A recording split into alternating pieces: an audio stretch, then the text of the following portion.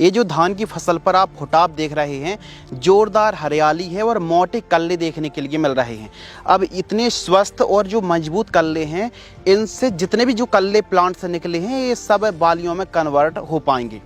तो अपन ने धान की फसल पर अधिक कल्ले के लिए कौन सा कॉम्बिनेशन डाला है, और आप देख सकते हैं जड़ों का भी जोरदार विकास हुआ है और अपन ने सही डिस्टेंस पर भी धान की फसल लगाई हुई है। लेकिन इसमें जो अपन ने कॉम्बिनेशन दिया है, इसके जो रिजल्ट हैं वो बड़े ही जोरदार देखने के लिए मिले हैं।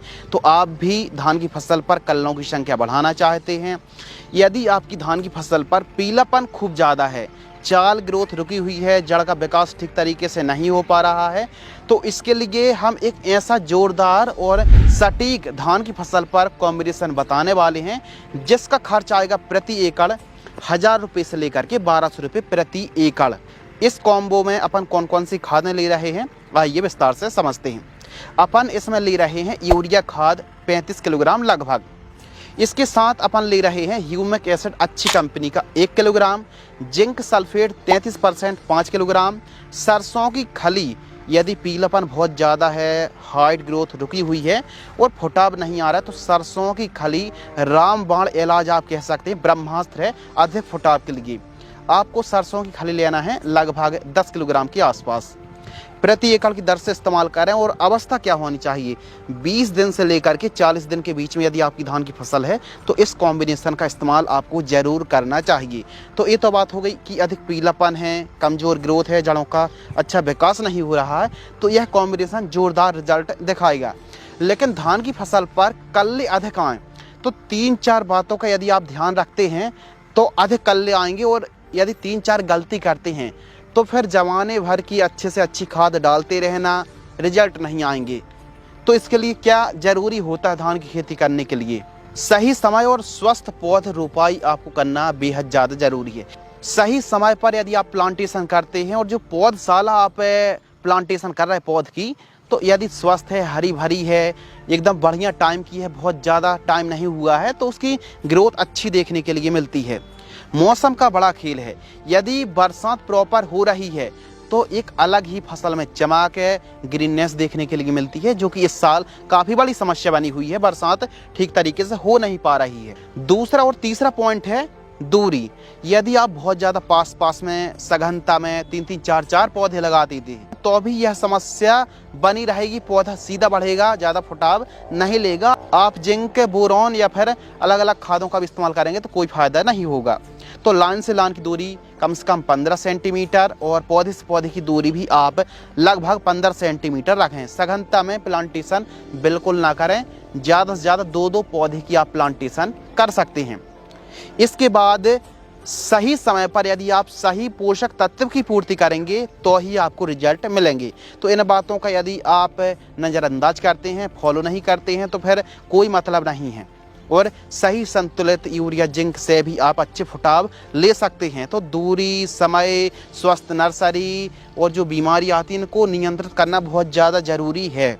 लेकिन अब नंबर आता है, जैसे अपन ने सही डिस्टेंस पर लगाया है, सही तरीके से अपन ने धान की प्लांटेशन करी है, तो धान की फसल पर खाद शेड्यूल किस प्रकार होना चाहिए, पहली खाद कब देनी चाहिए। जैसे अपन पौध रोपाई कर रहे हैं तो पौध रोपाई के यानी प्लांटेशन जिस दिन आपने किया है उस दिन से अपन काउंट करेंगे 15 दिन के आसपास। 15 दिन के आसपास की फसल होती है तो पहली खाद में अपन ले रहे हैं यूरिया 35 kg, लाटू बायो स्टिमुलेंट है, ह्यूमिक है, फुलविक है, और भी ऐसे तत्व इसमें दिए गए, अमीनो एसिड है, तो बढ़िया रिजल्ट दिखाता है ग्रोथ के लिए। 5 kg डोज रखिए।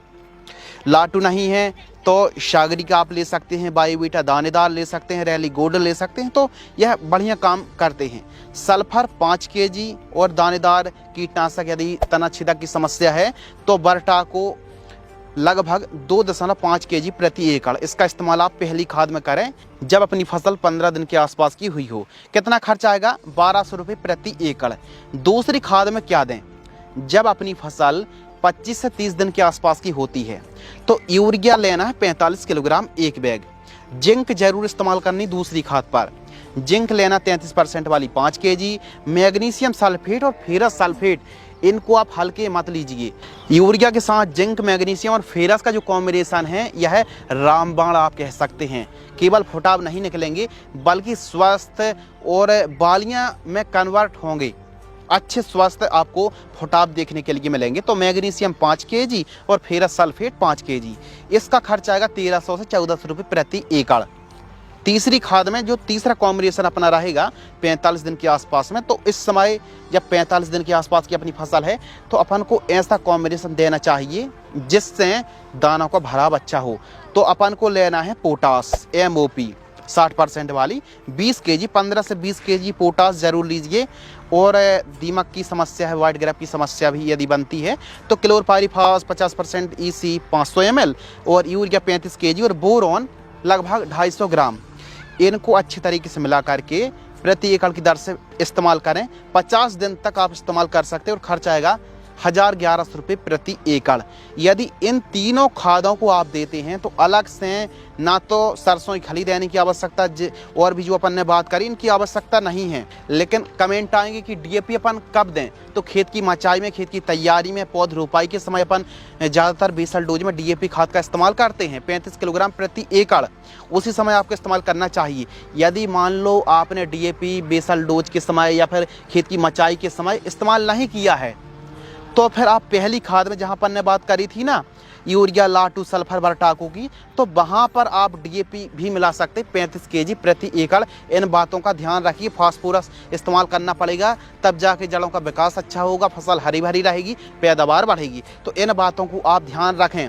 लेकिन इन खाद देने के बाद जो अपन ने खादों की बात करी है, इन सभी देने के बाद भी जैसे बरसात एकदम नहीं हो रही है, एकदम पीलापन देखने के लिए मिल रहा है, जड़ों का विकास रुक गया है, एकदम फुटाव आ नहीं रहे, तब के लिए सरसों की खली और ह्यूमिक एसिड, इन बातों का ध्यान रखिए। सही समय पर सही तरीके से आप धान की खेती करेंगे, सही खादों का इस्तेमाल करेंगे तो धान की फसल पर कल्ले अधिक आएंगे, कल्लों की संख्या अधिक देखने के लिए मिलेगी और फसल जोरदार देखने के लिए मिलेगी। फसल का स्वस्थ होना और अधिक फुटाव आना ये अच्छी पैदावार का संकेत है। तो इसीलिए सही समय पर सही पोषक तत्व की पूर्ति करना बेहद ज़्यादा किसान भाइयों जरूरी है। अभी आपकी धान की फसल कुल कितने दिन की हुई है और आप अभी तक धान की फसल पर कौन कौन सी खादों का इस्तेमाल किया है, कमेंट्स में जरूर बताएं। और इसी प्रकार की जानकारी के लिए वीडियो को लाइक और चैनल को जरूर सब्सक्राइब करें।